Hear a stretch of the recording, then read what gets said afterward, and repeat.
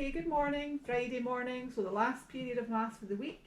And again, the heading, remember, that's the exercise we're going to do today.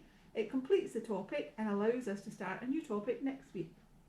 Now, picked a mixture of ones to do here, so let's do them together. If you were asked to factorise 15a squared bc squared plus 12b squared c, really important that you understand what we mean here. That this is 15 times a squared times b times c squared plus 12 times b squared times c. Now let's deal with them. Let's deal with the numbers first of all. You're looking for the highest common factor of 15 and 12, the biggest number that goes into both of them, and that would be 3. So we can take, that's us dealt with the number. 3 is the highest common factor of 15 and 12. Now let's look with a squared here, but no a here, so a is not common to both of them at all. B and b squared, so b is common. B would be the highest common factor of b and b squared. Then c squared and c would be the highest common factor. So the highest common factor altogether is 3bc. Now we want to say 3bc times what gives us 15a squared bc squared. Again, let's start with the number. 3 times 5 would be 15, so 5. And we would have a squared, b times, well we've got that, that's b there, and c times what gives me c squared, so 5a squared c.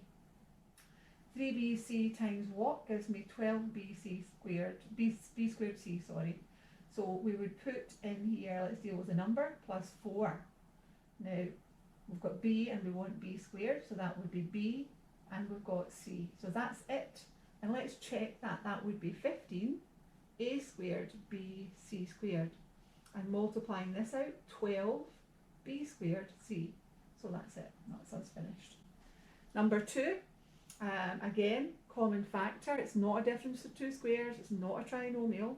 So we're looking for the highest common factor. Again, let's deal with the numbers. 6 and 9. What's the highest number that goes into 6 and into 9? That would be 3. Is there a common factor of q squared and q? Yep, there is. It's q.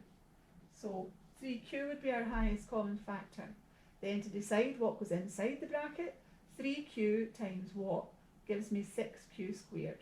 Well, it needs to be 2 to take me to 6, and q. 3q times what gives me 9q plus 3. So that would be 3q times 2q plus 3. The third one, p cubed. Now remember, p cubed is p times p times p. So we're looking for the highest common factor of p cubed and p squared. That would be p squared. So we take that out and we ask ourselves, what goes inside the bracket? P squared times p would give me p cubed, and p squared times what gives me p squared? Be plus 1. Number 4, it's clearly a trinomial. We've got a term, a square term, a term in x, and a constant. Now remember I said the very first thing you always do, check for a common factor. Now there is a common factor here, it's 3. So if I take out 3, inside the bracket would be x squared minus x minus 20. 3x squared minus 3x minus 60. Then we have a trinomial, and it's a simpler type because it's 1x squared. So trinomial is going to have a pair of brackets. I want two numbers that multiply to give negative 20. So one is going to be positive and the other is going to be negative. Two numbers that multiply to give negative 20 and add to give negative 1. Just remember there's a 1 in there. The two numbers would be 5 and 4. I want them to multiply to give negative 20, so one of them is going to be negative, and I want them to add to give negative 1. So negative 5 and positive 4. Negative 5 and positive 4. And that's me finished. For number 5, 8x squared minus 32. Check to see, is there a common factor? And there is. 8 is a common factor, so if I take out 8, 8 times what gives me 8x squared? It would be x squared. 8 times what gives me negative 32?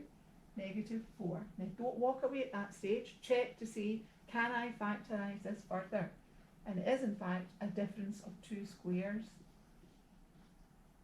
X squared is a perfect square, as is 4. So it would be x minus 2, x plus 2.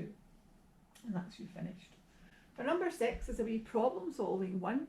If you were asked to find the shaded area there, first of all, can you see that the shaded area would be the big square?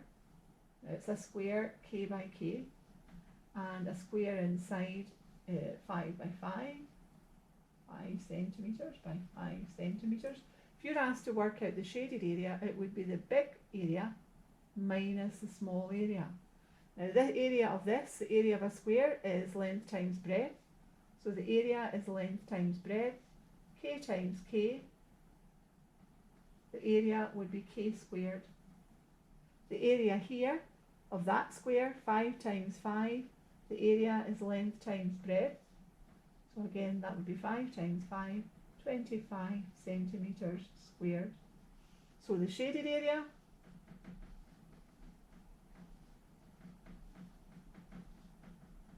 would be k squared minus 25.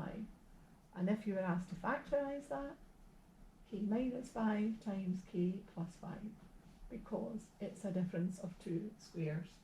So what I would like you to do, finish off this week by doing, is page 69, the remember exercise. Page 69. That's a lot of algebra this week, a lot of work to do, but it's the same as you would be doing in the classroom. And that lets us finish that topic and start a new one next week. Okay, take care then. Bye for now.